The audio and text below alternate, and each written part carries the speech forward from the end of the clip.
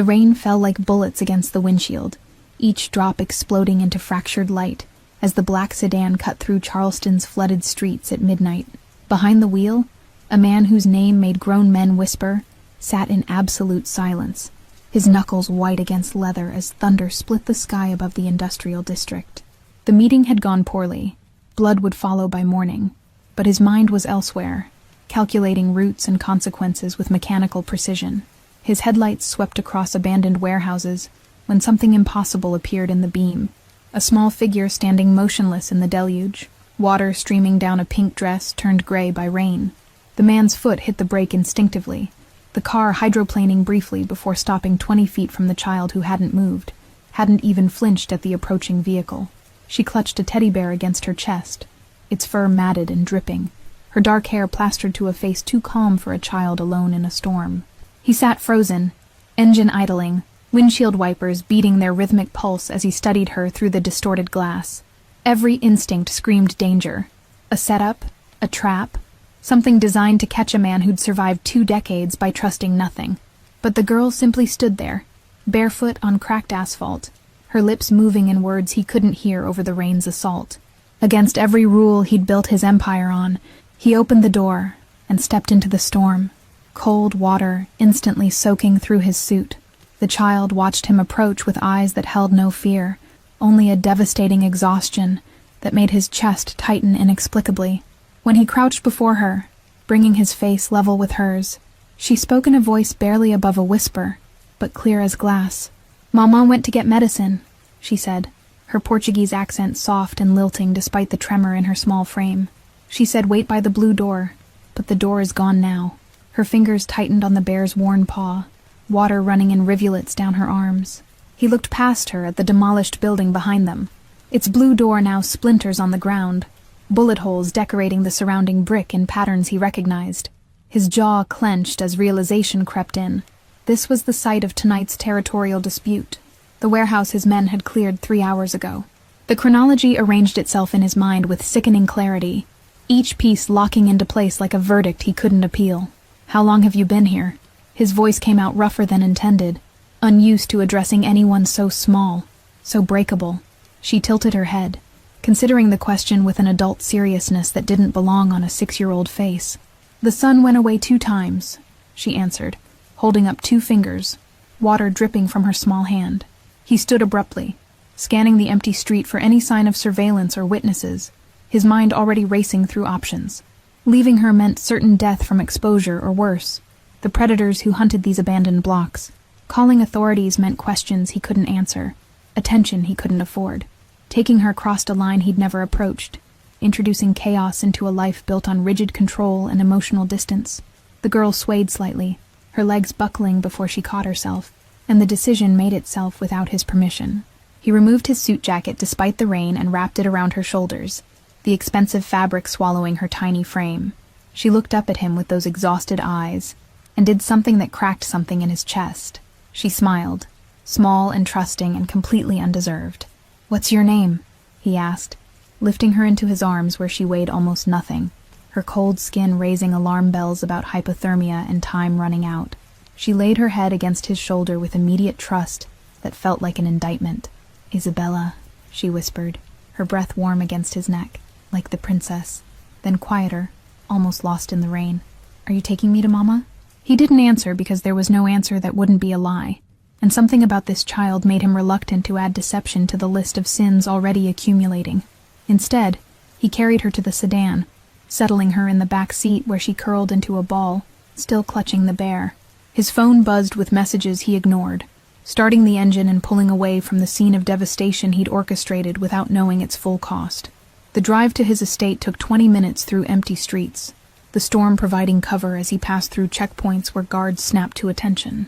They froze at the sight of the small passenger wrapped in his jacket, confusion flickering across trained faces.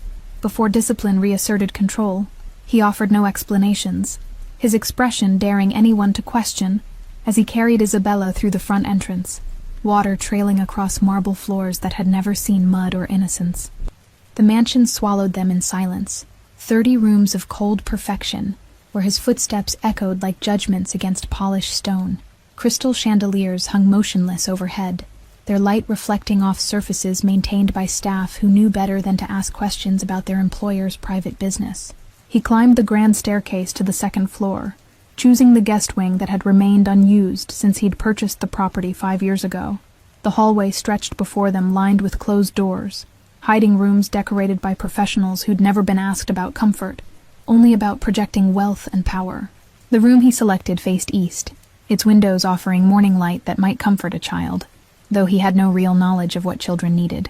Heavy curtains framed glass that overlooked manicured gardens where no one ever walked, beauty maintained as display rather than sanctuary.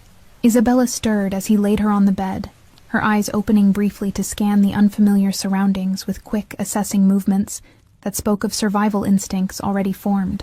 The bedspread beneath her was ivory silk, expensive and impractical, chosen by a decorator who'd never considered it might hold a rain-soaked child. He stepped back, suddenly uncertain about basic logistics. Should he remove her wet clothes, leave her shoes on the pristine fabric, wake her for food she probably needed? His expertise lay in reading men's intentions and orchestrating violence, not caring for a 6-year-old who'd lost everything because of orders he'd given. The teddy bear slipped from her grip as exhaustion reclaimed her, falling against the pillow where its button eyes stared accusingly. He picked it up carefully, surprised by how worn it felt. How many hands must have held it before tonight? The fur was matted beyond saving, one ear hanging by threads, but Isabella had clutched it through the storm like it was made of gold. He placed it back in her loosening fingers, watching her hand automatically tighten around it, even in sleep. Outside, lightning illuminated the room in brief flashes, and he noticed details he'd missed before. A small bruise on her wrist, dirt under her fingernails, the way she curled into herself as if making her body as small as possible. Standing in the doorway, he watched her small chest rise and fall with the shallow breaths of someone too exhausted to fully rest. His phone buzzed again, his second-in-command demanding updates on the evening's business, decisions that required his attention, the machinery of his empire grinding forward with its usual ruthless efficiency. He silenced it completely, unable to reconcile the violence of his world with the sleeping child who'd entered it by accident of geography and timing. The weight of what he'd done, what his orders had set in motion, settled on his shoulders like physical mass pressing down on bones that had carried guilt before, but never quite like this. Somewhere in this city, a woman lay dead or dying, her last thoughts probably of the daughter waiting by a blue door that no longer existed. His hands had pulled that trigger as surely as if he'd been present, and now that same daughter slept in his house, saved by the man who'd destroyed her world. He pulled the door partially closed, leaving it open enough to hear if she woke, then stood in the hallway, as water dripped from his clothes onto antique rugs, worth more than most people earned in a year. His reflection stared back from a gilt mirror, a man approaching 30 who looked older, whose eyes held calculations instead of warmth. The face that had intimidated rivals and silenced rooms now seemed foreign, wearing an expression he didn't recognize as his own. For the first time in a decade, he felt something uncomfortably close to shame, a sensation he'd trained himself to bury under justifications about territory and business and the brutal logic of survival. But standing in this hallway with a child's presence disrupting the careful order of his life, those justifications felt hollow as the mansion's unused rooms.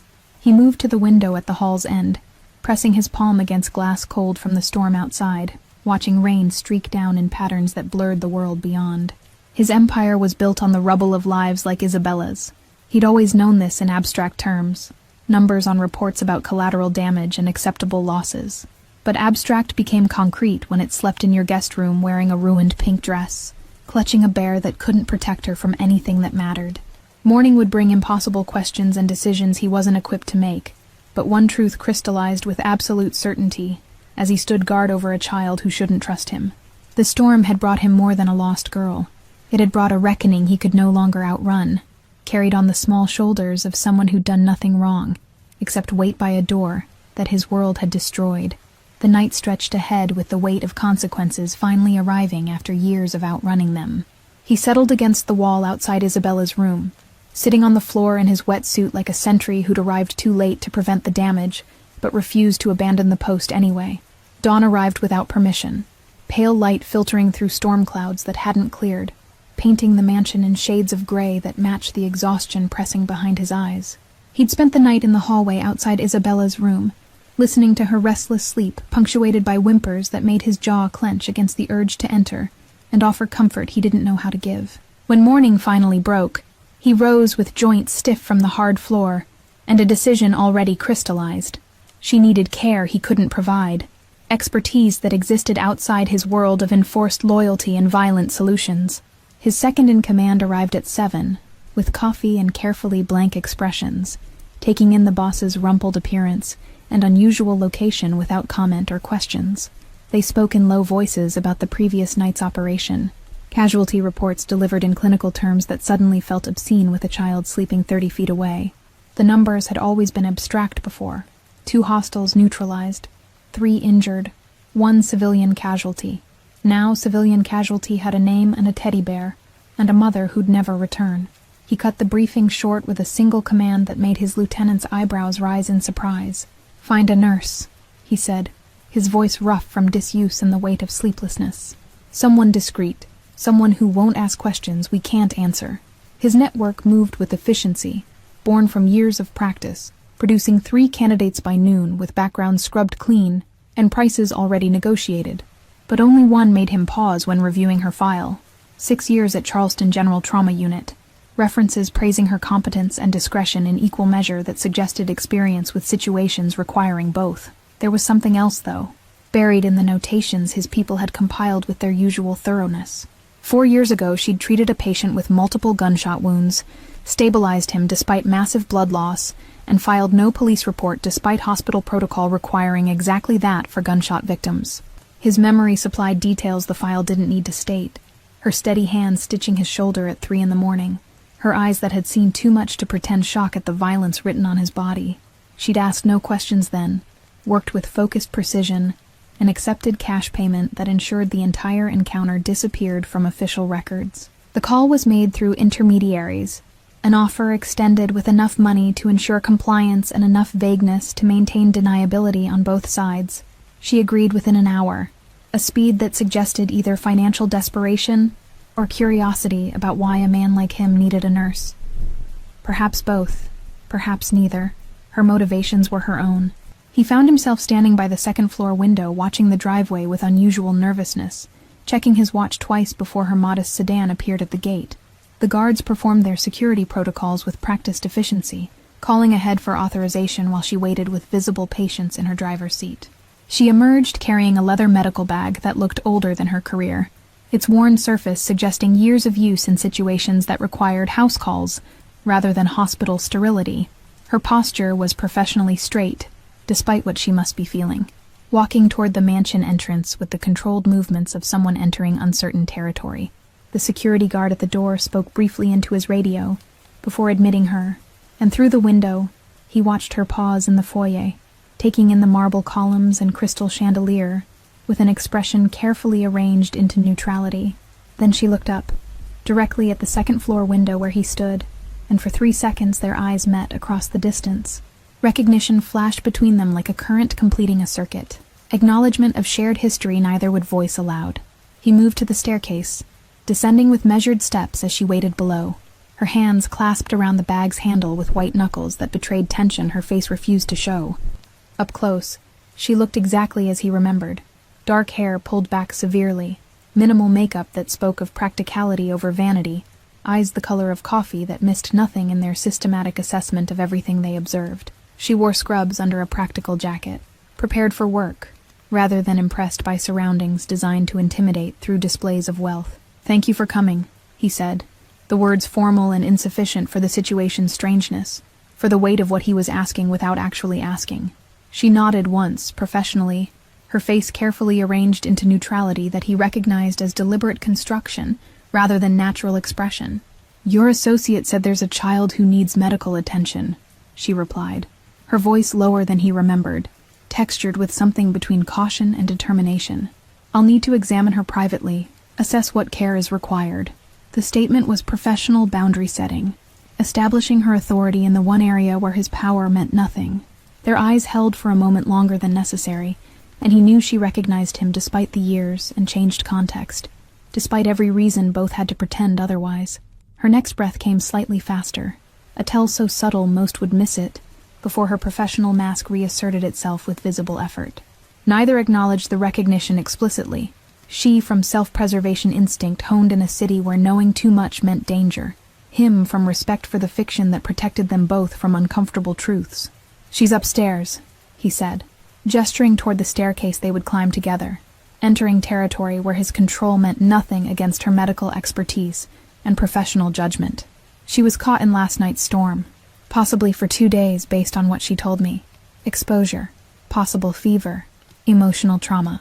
The clinical terms felt wrong in his mouth, reducing Isabella's suffering to symptoms, while the cause remained unspoken between them, like a body neither wanted to acknowledge.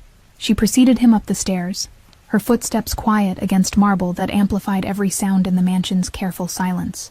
He found himself watching the set of her shoulders, ready for anything, afraid of everything, carrying herself with the controlled tension of someone walking into a situation they couldn't fully assess yet.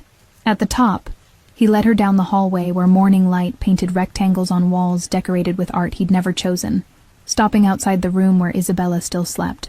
Through the partially open door, they could see her curled beneath blankets he'd added during the night, checking on her every hour like a watchman guarding something precious and fragile.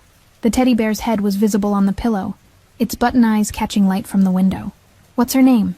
the nurse asked, her hand on the door frame, preparing to enter a space where his presence would be intrusion rather than authority, where her knowledge would govern what happened next. "Isabella," he answered, then added what he hadn't told his men, trusting her with information that felt dangerous to speak aloud. Her mother didn't come back for her. The words hung between them, weighted with implications neither would voice directly, before she pushed the door open and stepped into the room. He remained in the doorway, watching as she approached the bed with movements calibrated to avoid startling a traumatized child who might wake disoriented and afraid. Isabella's eyes opened slowly, confusion giving way to fear as consciousness returned, and she remembered she wasn't home, wasn't anywhere familiar or safe. But the nurse smiled, warm and genuine, and completely different from her guarded expression in the hallway moments before. She spoke in Portuguese, low and musical, words he couldn't understand but recognized from Isabella's accent last night. The girl's body visibly relaxed, as language connected her to something familiar in this strange place. The examination began with gentle hands checking temperature, by pressing the back of her hand to Isabella's forehead, then feeling for swollen glands along her neck with fingers that moved with practiced efficiency. She maintained a stream of soft conversation in Portuguese that kept Isabella calm, occasionally making the girl smile at something said in a tone that transcended language barriers. He observed from his position at the threshold, noting how the nurse's fingers trembled almost imperceptibly when checking Isabella's wrists and arms for injuries beyond simple exposure. Her jaw tightened when she discovered the small bruise he'd noticed last night, her touch becoming even gentler as she examined it with professional care that somehow conveyed both competence and compassion. She produced a stethoscope from her bag, warming the metal between her palms before pressing it to Isabella's chest, a small gesture of consideration he wouldn't have thought about, but that made the child relax further. The nurse listened with absolute focus, moving the instrument to different positions while counting breaths and heartbeats with internal rhythm he couldn't track. 20 minutes passed in careful assessment, each action deliberate and thorough, as she checked reflexes, looked into Isabella's throat with a small light, examined her feet for cuts or infections from walking barefoot. She asked questions in Portuguese that prompted short answers, and though he couldn't understand the words, he could read the concern deepening in the nurse's expression with each response. Finally, she straightened, one hand resting on Isabella's shoulder in reassurance while her eyes found his across the room. Her expression had shifted into something more complex, professional concern layered with questions she couldn't ask, and anger she couldn't express without knowing how much honesty this situation could bear, without shattering its fragile equilibrium. She gestured toward the hallway with a slight tilt of her head, a silent request for private conversation that he granted by stepping back. Isabella watched them both with large eyes that tracked movement with wariness, born from experience he wished she didn't have, clutching her teddy bear tighter as the nurse promised in Portuguese that she'd return in just a moment. In the corridor with the door pulled nearly closed, she faced him with arms crossed defensively across her chest, her voice low but sharp as a scalpel cutting through pretense. Low-grade fever, dehydration, early signs of pneumonia from prolonged exposure to cold and wet conditions. She needs rest, fluids, monitoring for the next 72 hours minimum to ensure the infection doesn't progress. A pause waited with everything unsaid, with the medical facts she could state, and the human reality she had to acknowledge without specific accusation. She's been through severe trauma. The physical symptoms are treatable with basic care, but emotionally she's barely holding together.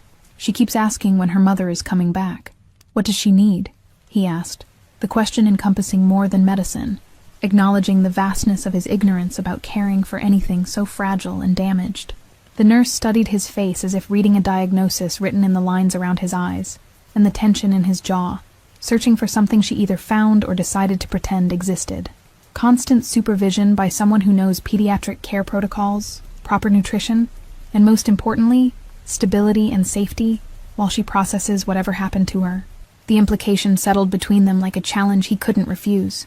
Could his world provide any of those things to a child who'd already lost everything? His phone buzzed in his pocket with business requiring attention, violence requiring authorization, the machinery of his empire demanding he return to being the man who'd caused this situation through orders given without thought to civilian casualties in abandoned districts. Instead, he looked at the nurse whose name he suddenly needed to know, and asked the question that would change everything. Will you stay? Her eyes widened fractionally, surprise breaking through professional composure, before she recovered with visible effort. I have shifts at the hospital, responsibilities to patients who depend on regular care. He interrupted with the bluntness that moved his world and shaped reality to his requirements. Name your price. Whatever it takes to keep you here. Money was meaningless to him beyond its utility as a tool, but her presence felt suddenly essential, the only stable point in chaos he'd created and couldn't control through usual methods. She looked away, toward the door where Isabella waited, and he watched the decision form in the tightness around her mouth, in the way her fingers uncrossed and recrossed over her chest.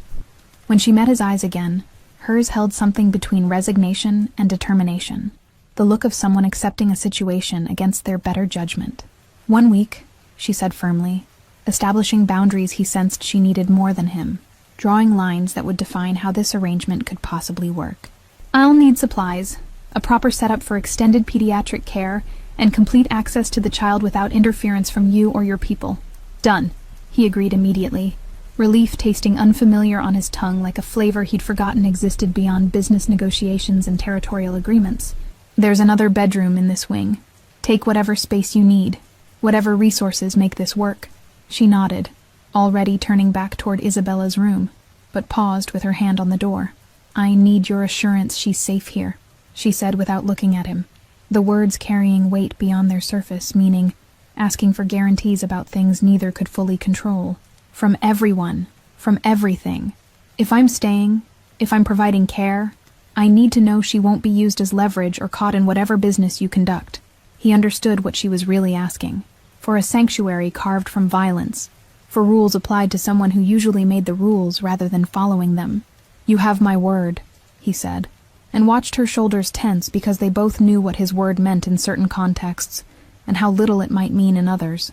No one touches her, no one questions her, no one even looks at her wrong. She turned then, studying his face with an intensity that felt like exposure, like being seen by someone who recognized the monster, but was choosing to negotiate with it anyway. I'll hold you to that, she said quietly, then pushed into the room where Isabella waited, leaving him in the hallway with a promise he intended to keep even if it meant going to war with his own organization. He descended to the first floor where his second-in-command waited with a tablet full of situations, requiring decisions and approvals. They moved to his office, a room of dark wood and leather that smelled of expensive cigars and older money, where he issued orders with distracted efficiency, his mind partly on business, and partly on the child sleeping upstairs. Double the security on the estate's perimeter, he instructed, signing documents without reading them as thoroughly as usual, trusting his lieutenant's judgment in ways he rarely did. No one enters without my explicit authorization.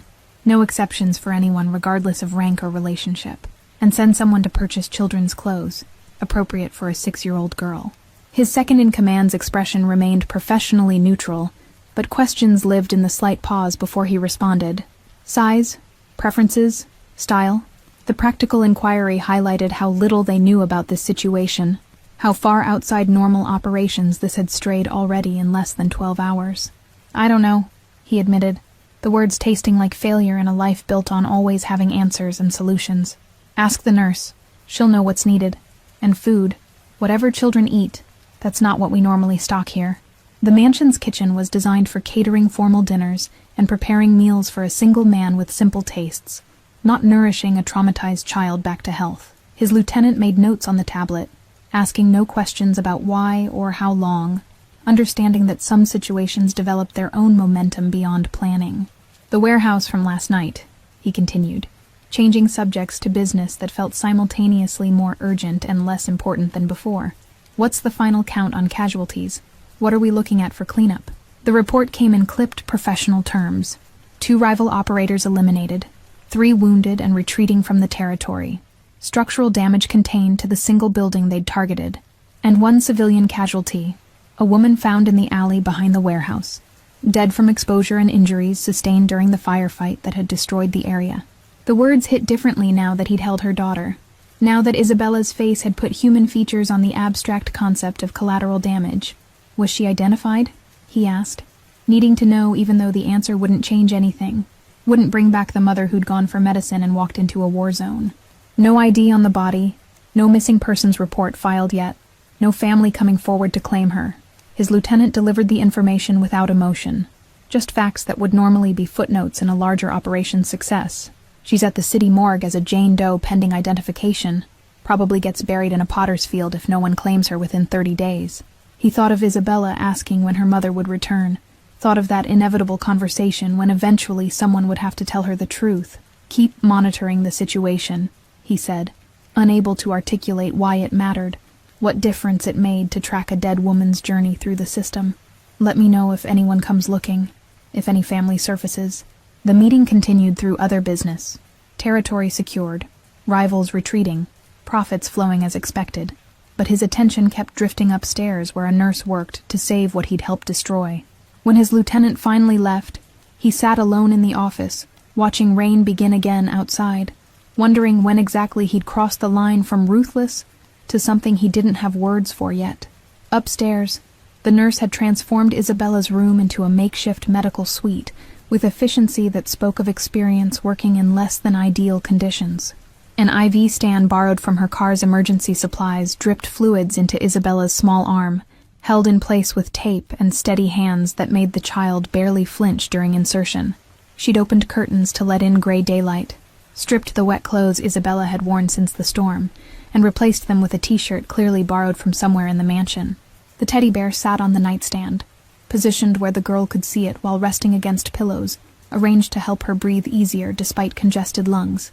The nurse worked with quiet competence, checking vitals every 30 minutes, and noting results in a small notebook she'd produced from her bag.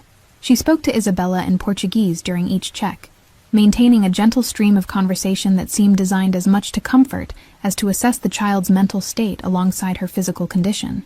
He appeared in the doorway an hour later, carrying the supplies his people had acquired with remarkable speed. Children's clothing in multiple sizes, soft foods and drinks appropriate for a sick child, even a new stuffed animal that seemed presumptuous, given the beloved bear already present. The nurse looked up from adjusting Isabella's IV, and something in her expression softened fractionally at his awkward attempt to help. "Leave them there," she said, gesturing to a chair near the door, and he obeyed with unusual meekness, setting down bags and backing away like he was afraid of contaminating the space with his presence.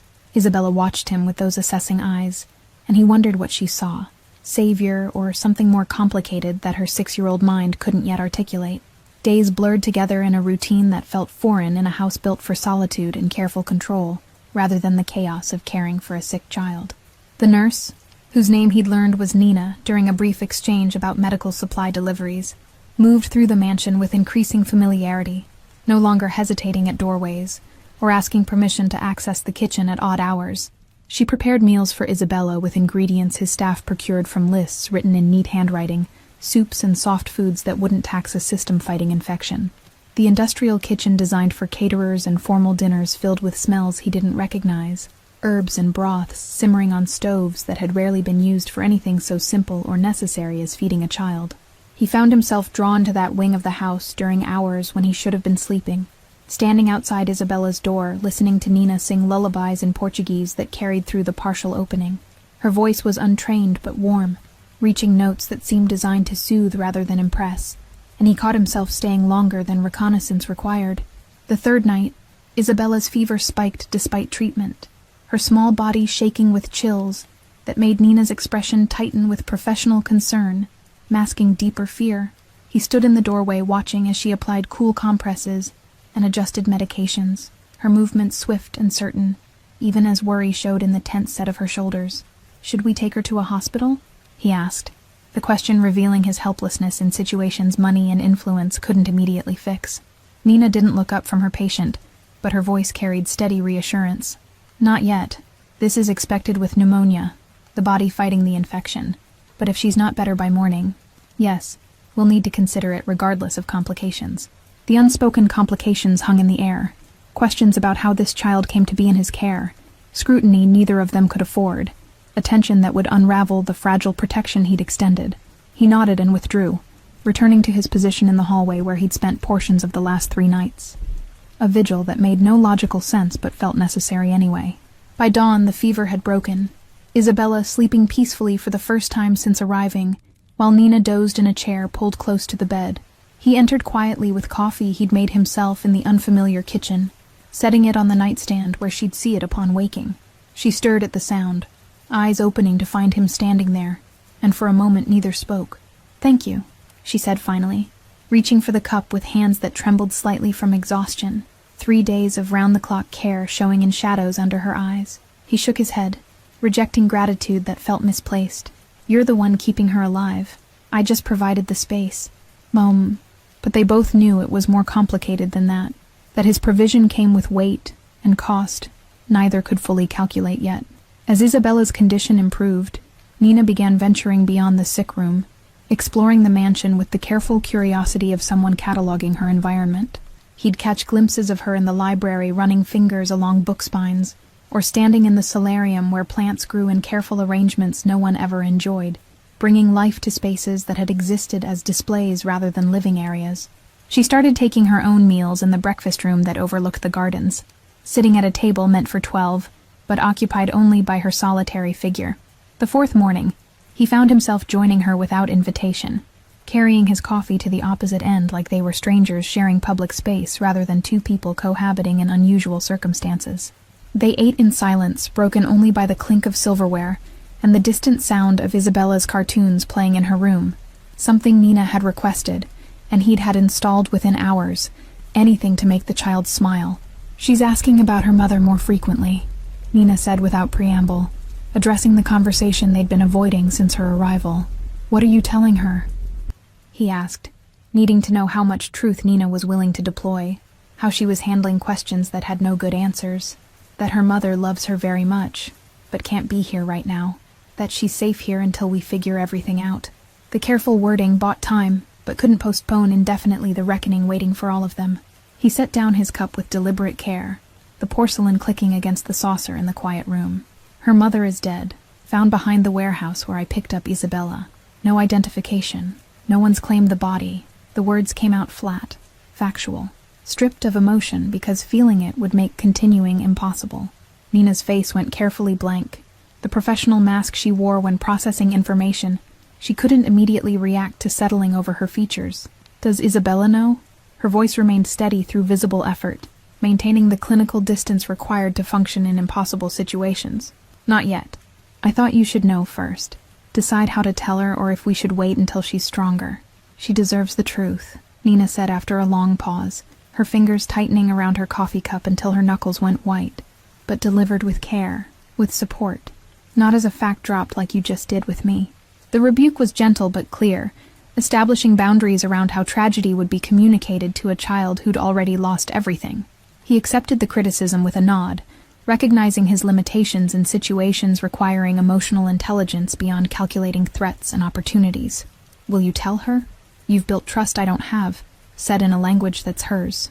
Nina's eyes met his across the table, and he saw her working through the implications of accepting that responsibility, becoming the bearer of devastating news. "Not alone," she finally answered, her voice firm despite the tremor underneath. "We tell her together. You need to be present, to show her that telling the truth doesn't mean abandonment. She needs to see that the man who brought her here is staying, not disappearing when things get difficult. The requirement placed him in a role he'd never auditioned for, never imagined himself capable of filling with any competence. But he nodded agreement, because Nina was right, because avoiding hard conversations was a coward's choice he'd never allowed himself in business, and couldn't start now with stakes this high. They finished breakfast planning how to deliver news that would shatter a child's world. Two people from completely different lives united temporarily by shared responsibility for someone who trusted them both in different ways. That afternoon, they sat on either side of Isabella's bed, where she'd been coloring pictures Nina had provided, crude drawings of houses and families that now felt prophetic. Nina spoke in Portuguese, gentle words that made Isabella's crayon slow, then stop, her small face turning toward the nurse with growing understanding that her 6-year-old mind was trying to reject. He watched the moment her world broke, saw the exact second when hope died in eyes too young to understand permanent loss. She didn't cry immediately, just sat frozen holding a red crayon, her mouth opening and closing without sound, as her brain tried to process information it wasn't developmentally ready to accept. Then the tears came, silent at first, before building into sobs that shook her entire small frame, the kind of crying that had no bottom, no end in sight. Nina gathered her close while he sat paralyzed, watching grief consume someone who'd already survived too much, whose capacity for loss shouldn't have been tested this early or this brutally. Isabella cried into Nina's shoulder for what felt like hours, her small hands fisting in the nurse's shirt like she was afraid of being torn away from this last anchor.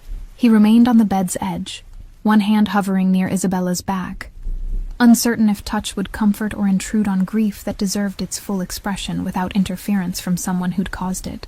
Eventually the sobs quieted to hiccups, then to exhausted breathing as Isabella's body gave out from the emotional storm.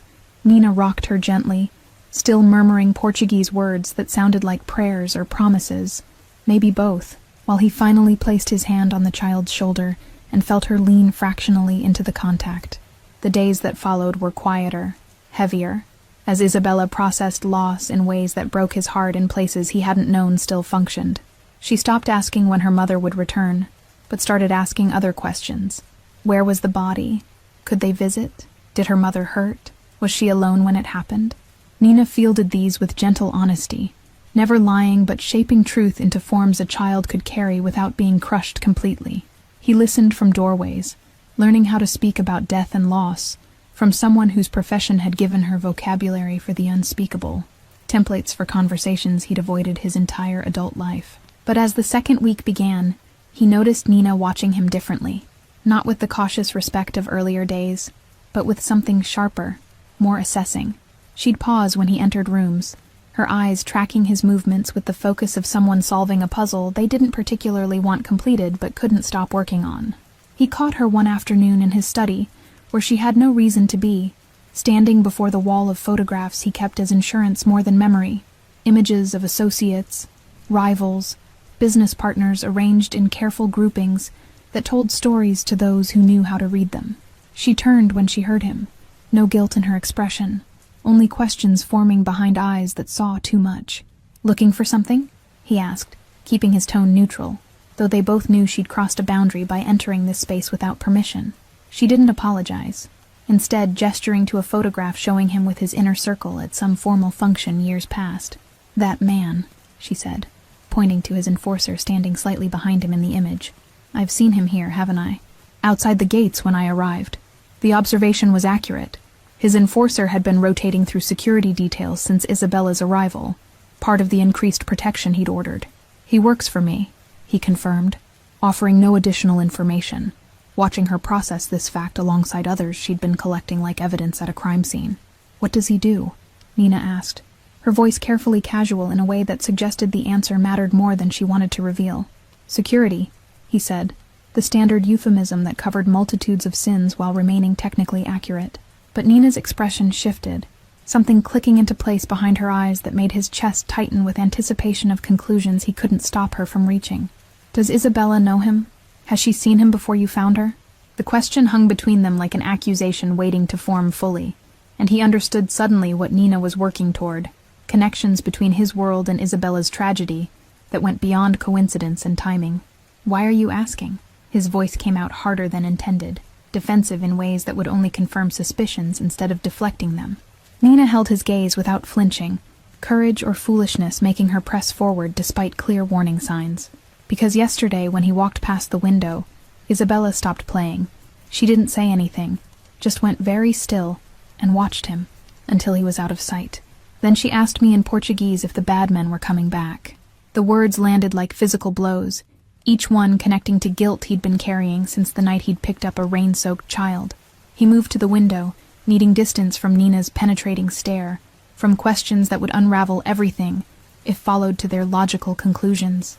Outside, his enforcer stood at the gate talking into a radio, the same man who'd cleared that warehouse, who'd created the chaos that killed Isabella's mother and destroyed a child's sense of safety in the world. She was traumatized, he said without turning, offering explanations that felt hollow even as he spoke them. The storm, the violence in that area. She probably saw things that night that would make any man in a suit seem threatening. But Nina wasn't buying the deflection, her footsteps approaching until she stood beside him at the window, both watching the man below. "I'm not stupid," she said quietly, her voice stripped of professional courtesy or cautious deference. "I know what you are, what this place represents, what kind of business requires the security and discretion you maintain. I knew it 4 years ago when I stitched you up, and I know it now." A pause, weighted with choices they were both making in real time. "What I need to understand is how Isabella fits into it." The truth sat on his tongue like poison, that his orders had created her orphan status, that his empire's expansion had demolished her safe place, that the man she feared worked for the person now claiming to protect her. But speaking it aloud would end the fragile peace they'd built, would force Nina to make choices about complicity and morality that would probably result in her leaving and taking any stability Isabella had found with her. "Sometimes bad things happen in my world," he said instead, the coward's version of honesty that admitted nothing while confirming everything. "Sometimes innocent people get caught in situations they shouldn't have been near. I can't change what happened to her mother, can't undo the circumstances that brought Isabella here. I can only try to give her safety now, protection from a world that's already taken everything from her." Nina absorbed this non-answer, her reflection in the window showing conflict playing across her features. The nurse who'd sworn to do no harm, the woman who'd entered a devil's bargain for reasons she probably couldn't fully articulate even to herself. "If she's in danger here," Nina said finally, turning to face him directly, "if anyone in your organization poses a threat to her, I need to know. I can't protect her from dangers I don't understand." He met her eyes, seeing the determination there alongside fear she was trying to hide, and made a decision that would reshape his relationship with his own people. "She's under my protection. That means untouchable by anyone, regardless of rank or relationship to me. But you're right to be cautious, right to watch for threats." A breath, committing to something he couldn't take back. "Keep observing. Keep noting what makes her afraid. If someone in my organization is a problem, I need to know." The admission created an alliance between them, Nina's medical expertise now extending to threat assessment, her role expanding from caretaker to guardian in ways that required trust neither had fully earned yet. She nodded slowly, accepting this shift with visible wariness. "The man outside, keep him away from the house. Whatever his purpose in your organization, his presence traumatizes her, and that's unacceptable if she's supposed to heal here." "Done," he agreed immediately, already mentally reassigning duties and explaining to his enforcer why he was being rotated off estate security. The conversation would raise questions he'd deflect, but Nina's observation had crystallized something he'd been avoiding.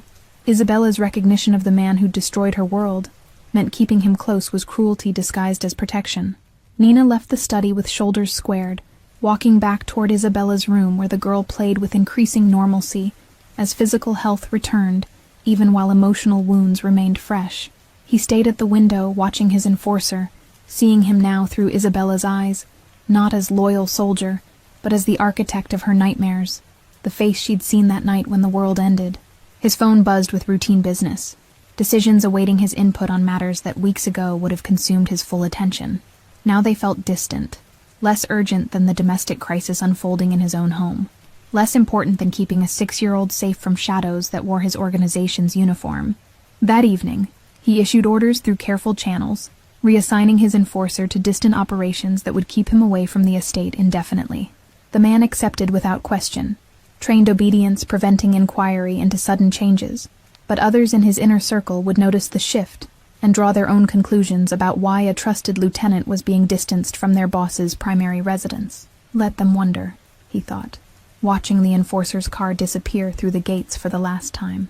Some things mattered more than maintaining appearances or organizational hierarchy, and keeping Isabella from daily reminders of trauma was becoming one of them, whether or not it made strategic sense. The third week brought unexpected normalcy, Isabella's laughter returning in small doses as Nina coaxed her into activities that didn't require thinking about loss. They baked cookies in the industrial kitchen, transforming sterile spaces into something warm and flower-dusted, creating memories in a house designed to hold nothing so impermanent as joy or childhood. He'd find them in the library where Nina read Portuguese children's books she'd had delivered, Isabella curled against her side following along with pictures, even when the words moved too fast. The mansion was reshaping itself around their presence, staff adjusting schedules to accommodate a child's needs, rooms gaining purpose beyond expensive displays of wealth and power. But the peace was fragile, built on foundations he knew couldn't hold forever. Questions Nina had stopped asking, but not stopped thinking. Isabella's grief that would resurface in waves as she grew old enough to understand what she'd lost. And underneath everything, the truth that connected him to her tragedy, waiting to surface like a body that wouldn't stay buried. The afternoon it happened, started ordinarily enough, rain returning to Charleston with the persistence of a season that wouldn't release the city from its gray grip. Nina was preparing tea in the kitchen, while Isabella played in the living room, building castles from blocks his people had sourced with the same efficiency they applied to weapons acquisition and territory expansion. He was in his office reviewing reports when he heard it. Not a scream, but something worse. The sound of complete silence from a child who'd been humming moments before. His body moved before his mind processed the threat, crossing the hallway in seconds to find Isabella frozen at the window, her small body rigid as stone. Outside, barely visible through rain-streaked glass, stood a figure under the entrance awning, his enforcer, returned despite orders, lighting a cigarette with mechanical precision that suggested he was waiting for something. The man must have forgotten something, come back for equipment or final instructions, his presence purely coincidental and catastrophically timed. Isabella stood 3 feet from the window, one hand extended with finger pointing at the man below, with the unwavering certainty of recognition that couldn't be denied or explained away. Nina appeared behind him in the doorway, drawn by the same terrible silence that had pulled him from his office, her sharp intake of breath confirming she understood immediately what was happening. "Isabella?" Nina's voice came out carefully controlled, moving into the room slowly, as if approaching something wild and easily startled. But the girl didn't turn, didn't acknowledge anything except the figure outside, her finger still pointing in accusation or identification. Maybe both, as her mouth opened to speak words that would destroy the careful fiction they'd all been living. "The man who made my mom go," Isabella said in English heavily accented but perfectly clear, her child's vocabulary finding the only words she had for concepts like murder and loss and permanent absence. The phrase hung in the air, innocent and devastating, stripping away every carefully maintained pretense about coincidence and bad luck, and being in the wrong place at the wrong time. Nina's face went white, blood draining as understanding crashed over her like a wave she couldn't escape or deny. Her eyes moved from Isabella to him with an expression that combined horror and comprehension, seeing connections she'd suspected but hadn't wanted to confirm, pieces assembling into a picture that made her step backward involuntarily. "Works for you, Dawn," Isabella continued, using the title she'd heard guards use, applying it with a 6-year-old's logic that didn't understand the weight it carried or the truth it revealed. The words were simple, factual, delivered without emotion because she didn't fully grasp their implications, but they functioned like a detonation in the careful piece they'd constructed. The enforcer outside finished his cigarette, unaware of the destruction his presence had caused, and walked back to his car visible in the driveway. Isabella watched him go, with eyes that would probably see that face in nightmares for years, tracking his movement until the vehicle disappeared beyond the gates, then slowly lowering her pointing finger, as if exhausted by the effort of identification. Nina sank into a chair, her medical bag sliding from shoulders gone suddenly slack, her breathing coming fast and shallow like someone fighting panic through training and willpower. He remained standing, frozen between the two of them, the child who'd just confirmed his guilt, the woman who just watched every suspicion validated in the worst possible way. "Isabella," Nina finally said, her voice remarkably steady considering the circumstances. reverting to Portuguese for words that needed maternal softness even in crisis. The girl turned toward her, seeking comfort from the only parent figure she had left, seemingly unaware that she'd just detonated a bomb that would reshape every relationship in the house. Nina opened her arms and Isabella ran to them, seeking the security of the only person who'd shown her consistent care and protection. Over the child's head, Nina's eyes met his, no longer cautious or professional, but filled with something colder, harder, the look of someone reassessing everything they thought they knew, and finding only betrayal underneath. He backed toward the door, giving them space, his mind racing through implications and consequences he couldn't control or contain. The enforcer would need to disappear, not for organization purposes, but because his presence was poison to Isabella's recovery, his face a trigger for trauma that would never fully heal as long as she could see him. But deeper than tactical considerations was the bottomless pit of his own guilt, now witnessed and confirmed by the only two people whose opinions had started to matter. He'd saved Isabella from the immediate consequences of violence while being ultimately responsible for that violence, rescued her from a situation his orders had created, played savior to a tragedy he'd orchestrated. In the hallway, he leaned against the wall, listening to Nina murmur comfort in Portuguese to a child who didn't understand what she'd revealed, but would carry the weight of it anyway. His phone buzzed. Business as usual. Decisions needed. The empire requiring attention. But he couldn't make himself care about any of it compared to the domestic catastrophe unfolding behind that door. Minutes passed before Nina emerged, closing the door softly behind her. Isabella presumably settled with cartoons or books, or whatever distraction could make a 6-year-old forget seeing the man who'd destroyed her world. Nina's face had shifted from shock to something else. Calculation, maybe, or decision-making processes he couldn't read but recognized as dangerous. "She's right, isn't she?" Nina said. Not really a question. Her voice flat with the effect of someone past the point of emotional response, operating on logic and facts. "That man works for you. He was there that night. Whatever happened to her mother, you're connected to it through him, through your business, through orders you gave or situations you created." He could have denied it, deployed the careful ambiguity that had protected him through decades of operations and investigations. But standing in this hallway with Nina's eyes cutting through him like scalpels, lies felt more insulting than silence. "Yes," he said simply, the admission costing him something he couldn't name, confirming what they both already knew. "My organization was securing territory that night. There was resistance. She was collateral damage." The clinical term sounded obscene, applied to a woman who'd left to get medicine and never returned, reducing human tragedy to the language of acceptable losses and strategic necessities. Nina's jaw clenched, hands forming fists at her sides as she processed confirmation of suspicions that were easier to live with than certainties. "You knew this whole time," she said, the words carrying accusation and betrayal. "When you brought her here, when you hired me, when we told her about her mother, you knew." "I suspected from the location," he corrected, the distinction meaningless but honest, the difference between knowledge and terrible certainty. "I didn't know for sure until my people confirmed the casualty report. By then she was already here, already your patient, already part of this household in ways I couldn't reverse without causing more harm."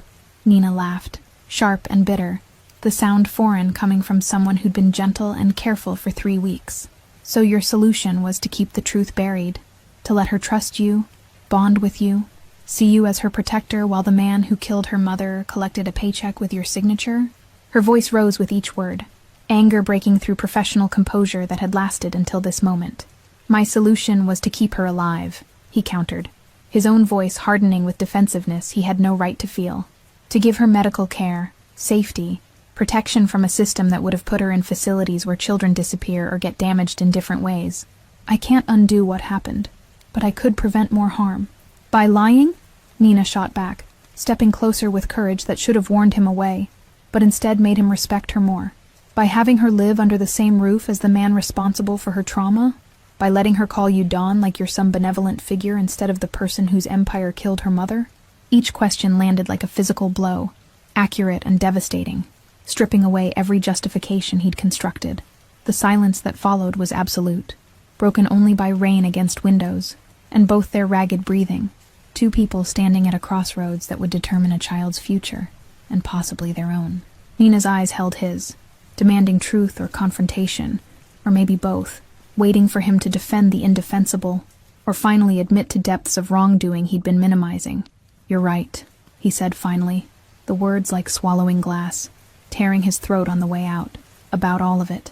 I knew the risks, knew the connections, and I made decisions that prioritized what I could control over what I should have disclosed. But if I could go back, knowing what I know now," he paused, searching for honesty in a life built on calculated deception, "I'd still bring her here, because the alternative was worse." Nina shook her head slowly, processing this admission that wasn't quite apology or justification, but something in between. "What happens now?" she asked, the question encompassing immediate tactics and long-term strategy. Isabella's future, and Nina's own continued presence in this morally complicated arrangement. Do you disappear the man she identified? Add him to casualty lists alongside the woman he killed? The accusation stung because it was accurate. His first instinct had been exactly that, removing problems through permanent solutions his world normalized. But that sounded barbaric when spoken aloud by someone from the other side of society's invisible line. "He'll be gone," he confirmed, not specifying how or to where, maintaining operational ambiguity out of habit. "Not because it fixes anything, but because Isabella can't heal if she sees him every day." "And us?" Nina pressed, gesturing between them an emotion that encompassed the fragile alliance they'd built over 3 weeks of shared caretaking. "Do I stay, knowing what I know? Keep caring for a child traumatized by your business while pretending we're building something healthy here? Or do I take her and leave, try to navigate the system you claim would damage her worse than staying with her mother's killer?" The choice she presented was impossible by design. No good options, only gradations of harm and complicity. "I can't make that decision for you," he said, hating the helplessness in his own voice, the admission that money and power meant nothing against one woman's moral judgment. "But if you go, do it knowing I'll ensure she's cared for, protected, given every advantage my resources can provide."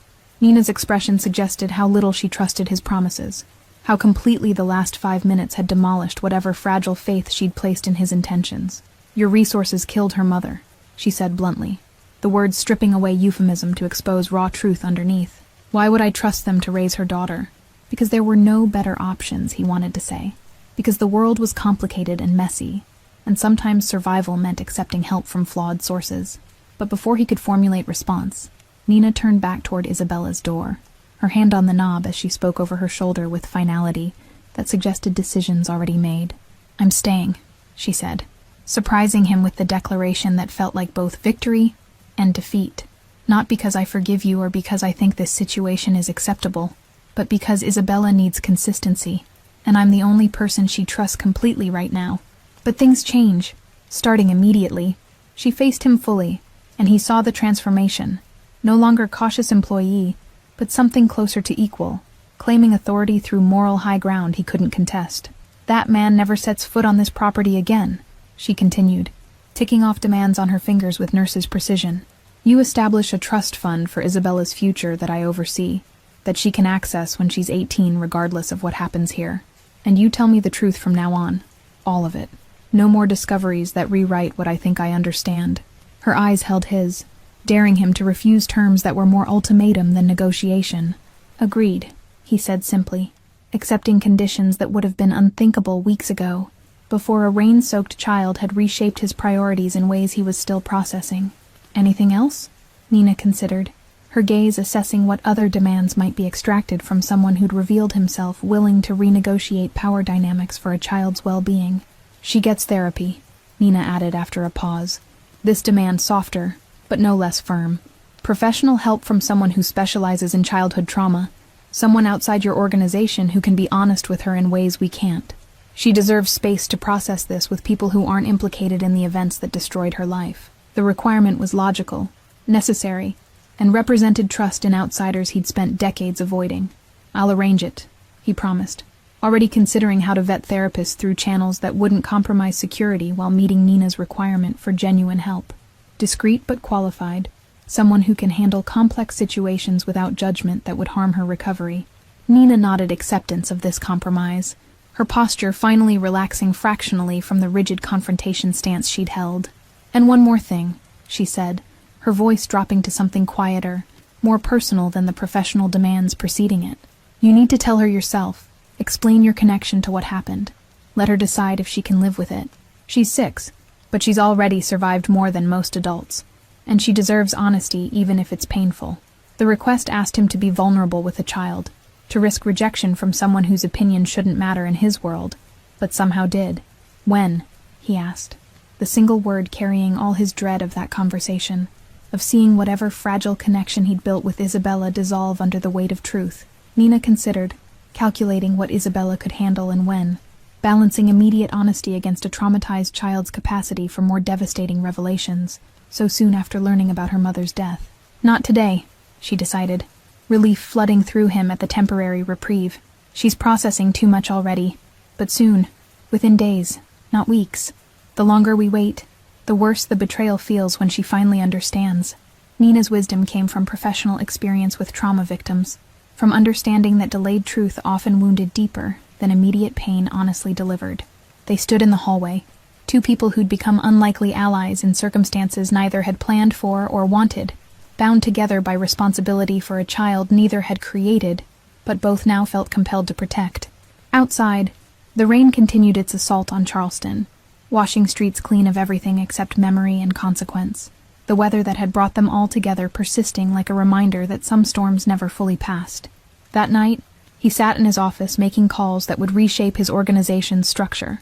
The enforcer reassigned to operations 3 states away, where he'd be valuable but distant.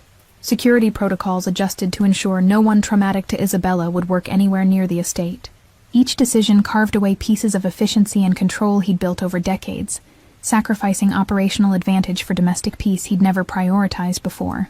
His second-in-command asked careful questions about the sudden changes, reading between lines in ways that suggested the inner circle already suspected something unusual was happening in their boss's personal life. He offered no explanations, using authority to shut down inquiry while knowing rumors would spread anyway, the untouchable leader going soft, priorities shifting in ways that made veterans nervous about organizational direction.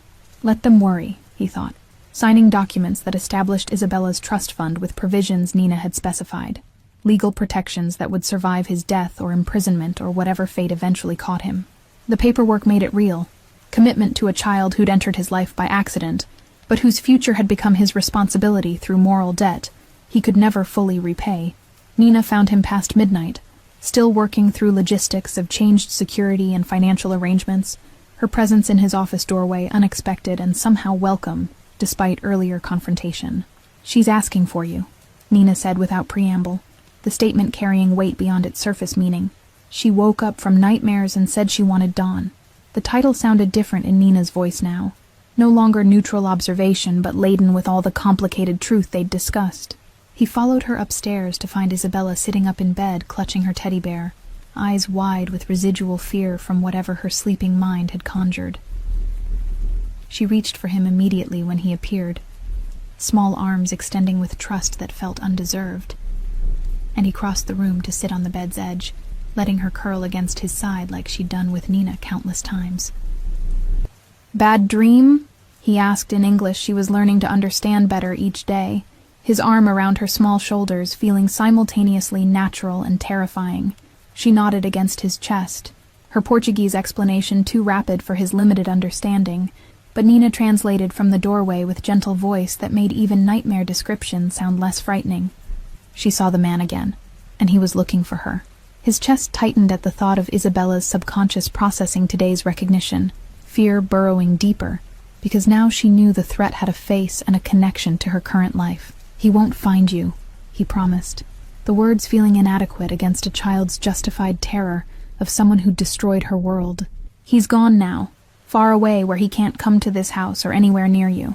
Isabella looked up at him with those assessing eyes that seemed older than 6 years, evaluating his promise with a seriousness that suggested she'd already learned adult lessons about empty reassurances. Then she did something that cracked the careful shell he'd maintained around his heart. She smiled, small and tired, but genuine, and settled back against him with the complete trust of someone who'd decided to believe, despite every reason not to.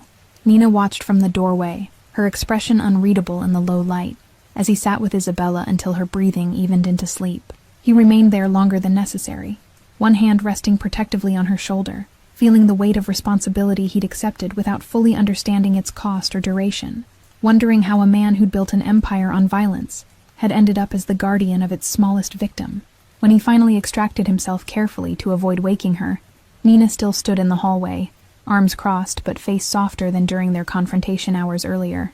"She trusts you," Nina observed, the statement neither praise nor condemnation but simple fact that complicated everything. "Despite what your world did to her, despite the connection she doesn't fully understand yet, she feels safe with you. That makes one of us," he admitted, allowing vulnerability he rarely showed to anyone. The confession of someone realizing he was in over his head in ways that couldn't be fixed through usual methods. Nina's expression shifted towards something that might have been understanding, and for a moment they stood in shared acknowledgement of the impossible situation they'd all committed to navigating together. Days later, Isabella played in the gardens under Nina's watchful supervision, her laughter carrying through open windows as Charleston's weather finally cleared into something resembling spring. He watched from his office, phone calls and business forgotten in favor of observing a child who shouldn't be happy, but was finding moments of joy anyway, resilient in ways that humbled him completely. The future remained uncertain, truth still to be revealed, consequences still unfolding, the question of whether redemption was even possible for someone with his history. But as Isabella's laughter reached him through glass and distance, he allowed himself to hope that perhaps giving one child safety and care might not erase his sins, but could at least write a different ending than the one he'd been heading toward before a storm brought them together. Thank you all for following this story. If you're enjoying it, please write in the comments where you're watching from, and don't forget to like, subscribe, and share the video. Your support means everything and helps me continue bringing you these stories. This tale of redemption and responsibility continues to unfold, and your engagement keeps it alive.